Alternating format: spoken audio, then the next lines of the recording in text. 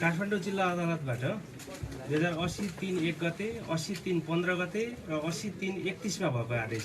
मिलेको छ छैन भनी हेर्दा निवेदक प्रतिवादीहरू टेकनारायण पाण्डे, डाक्टर इन्द्रजित राई, टोपबहादुर रायमाझी, केशव प्रसाद दुलाल, सानु भण्डारी, सागर राई, विक्रम भन्ने गोविन्द कुमार चौधरी, सन्देश शर्मा, आङ टावा शेर्पाको हकमा विचार गर्दा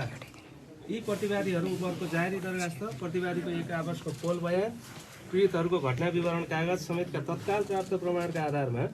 यी निवेदकहरू टेकनारायण पाण्डे, डाक्टर इन्द्रजित राई, टोपबहादुर रायमाझी, केशव प्रसाद दुलाल, सानु भण्डारी, सागर राई, विक्रम भन्ने गोविन्द कुमार चौधरी, सन्देश शर्मा, आङ टावा शेर्पालाई मुद्दा पूर्वपक्षको निमित्त थुनामा राख्ने गरी भएको काठमाडौँ जिल्ला अदालतको मिति 80-3-1 को आदेश मिलेकै देखिँदा परिवर्तन गरिरहन परेन उहाँहरूको हकमा है। निवेदक प्रतिवादी नरेन्द्र केसीको हकमा विचार गर्दा जारवाला तथा घटना विवरण कागज गर्ने पीडितहरूले यी प्रतिवादीले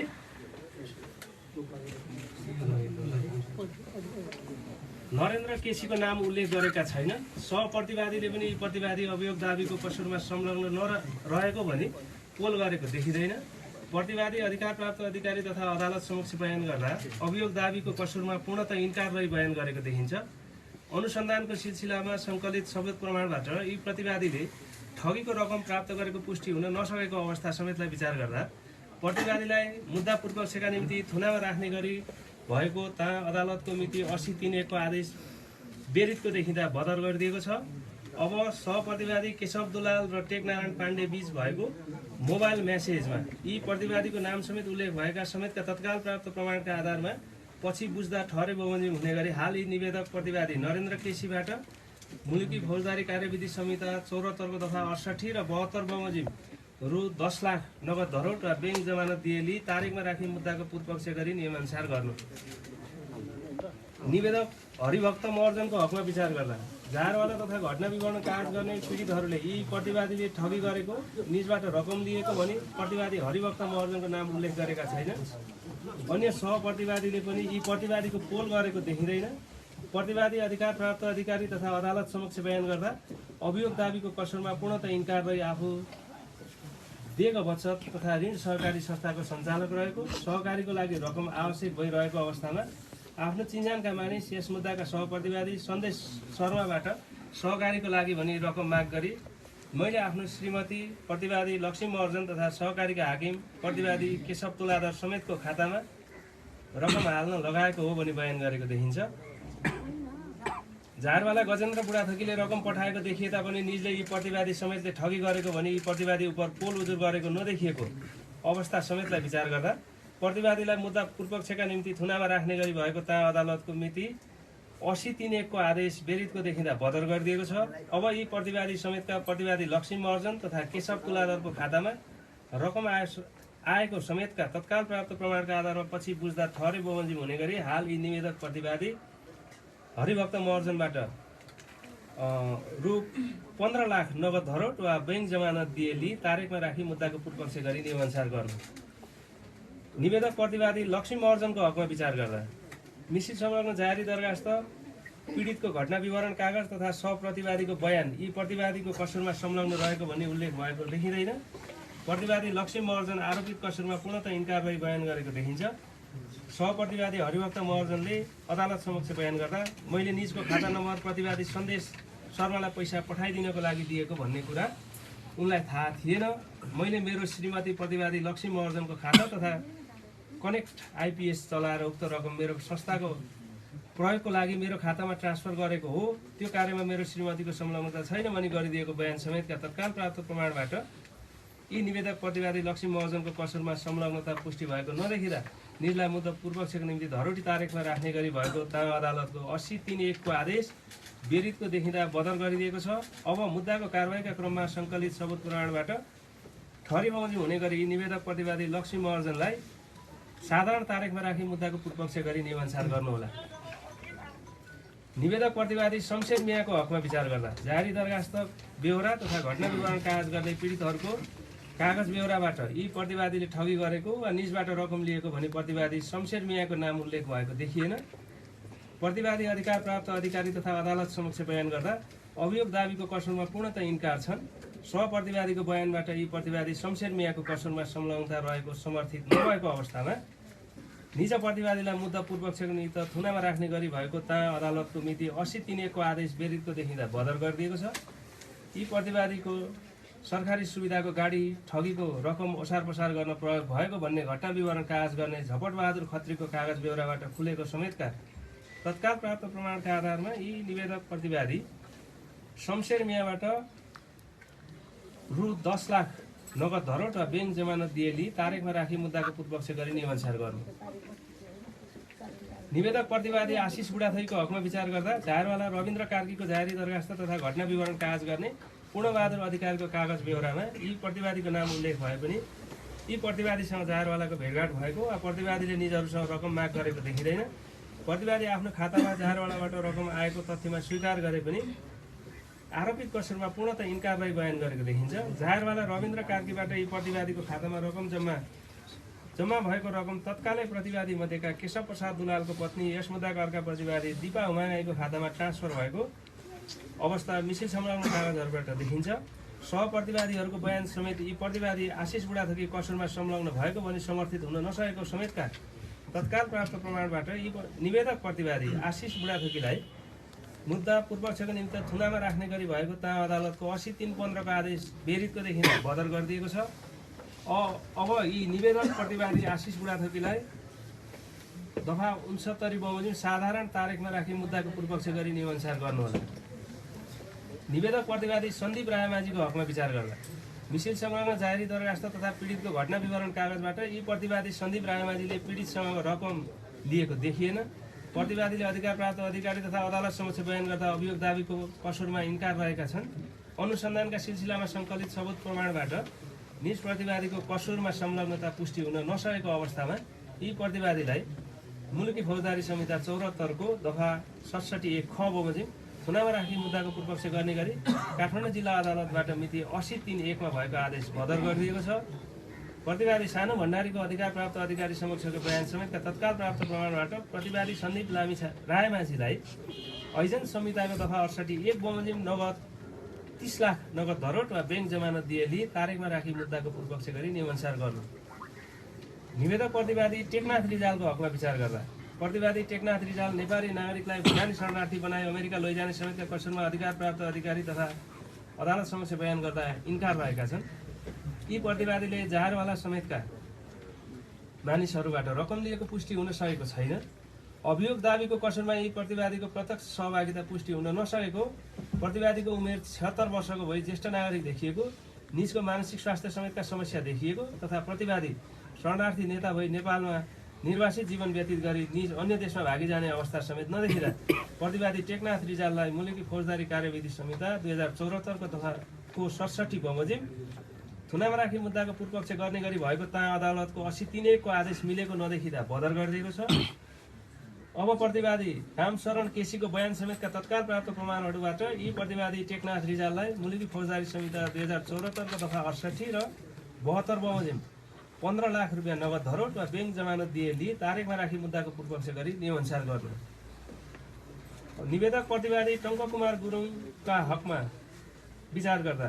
मिसिल संलग्न जारी दरखास्त पीडितको घटना विवरण कागज तथा सहप्रतिवादीहरूको बयानबाट यी प्रतिवादीको कसुरमा संलग्न रहेको भनी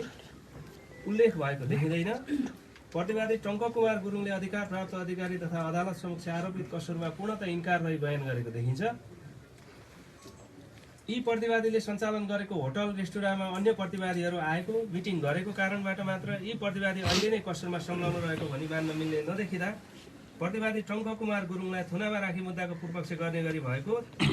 अदालतको मिति 80/3(1) को आदेश बदल गरिदिएको छ। मुद्दा कारबाहीको क्रममा सङ्कलित सबुत प्रमाणबाट ठहरे बमोजिम हुने गरी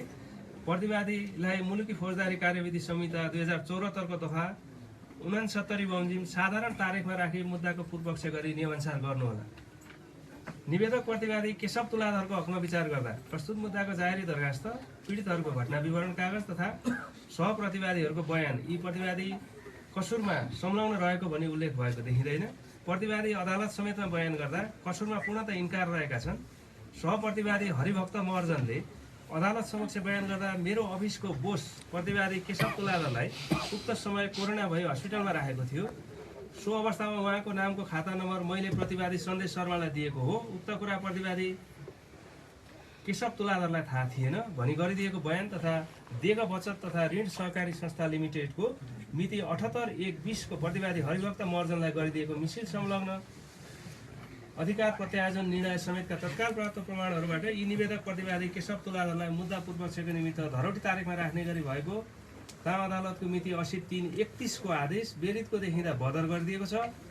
अब यी निवेदक प्रतिवादी केशव तुलाधरलाई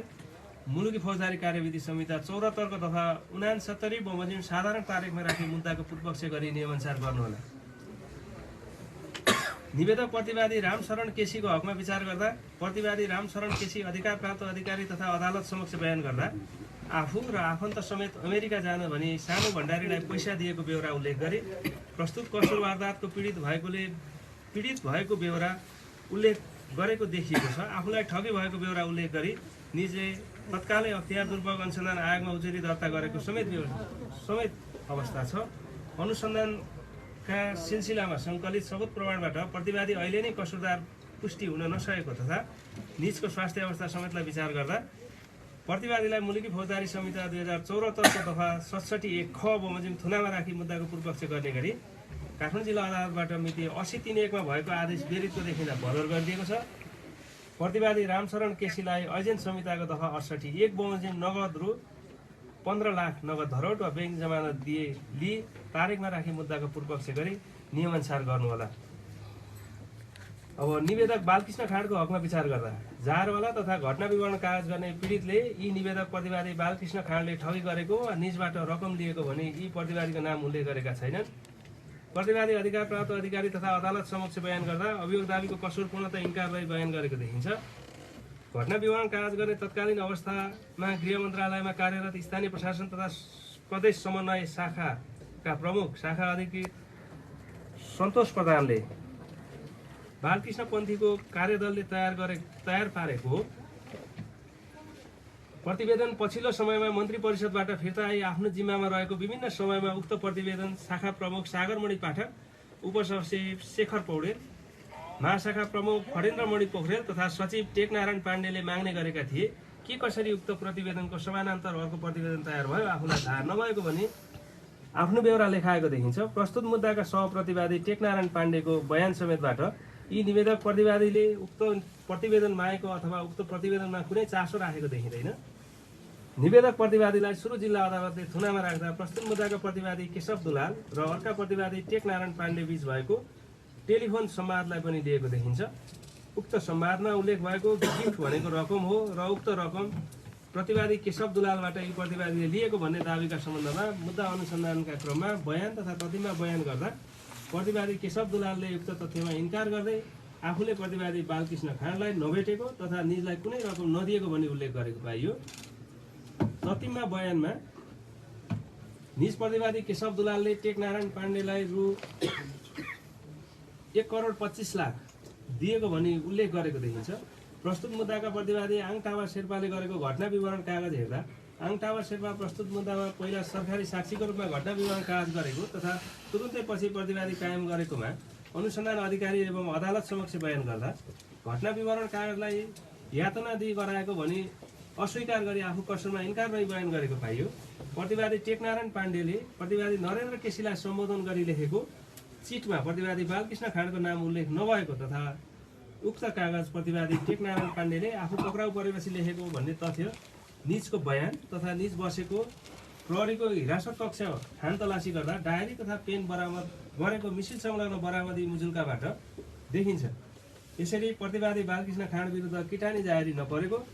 निज अनुसन्धान अधिकारी एवं अदालत समक्ष कसुरमा इन्कार रहेको, सहप्रतिवादीले यो प्रतिवादी कसुरमा संलग्न रहेको भनी पोल नगरेको तथा मिसिल संलग्न अन्य तत्काल प्राप्त प्रमाणहरूबाट यी निवेदक प्रतिवादी बालकृष्ण खाँडलाई थुनामा नै राखी मुद्दा पूर्वपक्ष गर्नुपर्ने सम्मका आधार कारण र अवस्थाको विद्यमानता रहेको नदेखिँदा निवेदक प्रतिवादी बालकृष्ण खाँडलाई मुलुकी फौजदारी कार्यविधि संहिता 74 को दफा 67 बमोजिम पूर्वपक्षका निमित्त थुनामा राख्ने गरी भएको अदालतको 3(1) को आदेश बेरितको देखिँदा बदर गरिएको छ। अब यी प्रतिवादीको नाम झारवाला प्रेमराज पन्थीको जाहेरीको पेटगोलीमा उल्लेखसम्म भएको देखिँदा पछि प्रमाण परीक्षण र मूल्याङ्कन गर्दै जाँदा ठहरे बमोजिम नै हुने नै हुँदा हाललाई यी निवेदक प्रतिवादी बालकृष्ण खाँडलाई मुलकी फौजदारी कार्यविधि संहिता 74 दफा 68 र 72 बमोजिम रु 30 लाख नगद धरोहर र ब्याङ्क जमानत ती तारिखमा राखी मुद्दाको पूर्वपक्ष गर्नु भन्ने एकजना न्यायाधीशको राय र अर्कोजना न्यायाधीशको राय के रह्यो यसमा भने यसमा उपयुक्त अनुसारका प्रतिवादी मध्ये प्रतिवादी बालकृष्ण खाँड बाहेकका अन्य प्रतिवादीहरूका हकमा माननीय न्यायाधीश श्री जनक पाण्डेबाट भएको आदेश रायसँग सहमत भएको छु। प्रतिवादी बालकृष्ण खाँडका हकमा प्रतिवादी टेकनारायण पाण्डे र केशव दुलाल बीचको मोबाइल म्यासेज प्रतिवादी नरेन्द्र केसीबाट बरामद भएको प्रतिवादी टेकनारायण पाण्डेले प्रतिवादी नरेन्द्र केसीलाई लेखिदिएको कागज प्रतिवादी आङटाबा शेर्पाको घटना विवरण कागज तथा सहप्रतिवादी टेकनारायण पाण्डेको अधिकार प्राप्त अधिकारी समक्षको मिति 80/1/27 को ततिमबार बयान समेतका तत्काल प्राप्त प्रमाणबाट प्रतिवादी बालकृष्ण खाँड अभियोग दाबीको प्रश्नमा अहिले नै निर्दोष रहेछन् भनी विश्वास गर्न मिल्ने मनासिब आधार नदेखिएको हुँदा माननीय न्यायाधीश जनक पाण्डेबाट निज प्रतिवादीलाई मुलुकी फौजदारी संहिता 74 को दफा 68 र 72 बमोजिम रु 30 लाख धरोहर लिई मुद्दाको पूर्वपक्ष गर्ने गरी भएको आदेशसँग सहमत हुन सकिएन। प्रतिवादी बालकृष्ण खाँडलाई थुनामा राखी मुद्दाको पूर्वपक्ष गर्ने गरी काठमाडौँ जिल्ला अदालतबाट मिति 80/3/1 मा भएको आदेश मनासिब देखिँदा परिवर्तन गरिरहनु परेन, कानुन बमोजिम गर्नु। प्रतिवादी बालकृष्ण खाँडको हकमा आदेश राय मतैक्य हुन नसकेकोले प्रस्तुत फरक राय सहितको निवेदक बालकृष्ण खाँड विपक्षी नेपाल सरकार भएको 2080 RE 0288 को प्रतिवेदन उच्च अदालत नियमावली 2073 को नियम 12 बमोजिम तेस्रो न्यायाधीश समक्ष पेश गर्नु। कसको राय हो? यो पहिलो राय जनक पाण्डे श्रीमानको, दोस्रो राय प्रकाश खरेल श्रीमानको।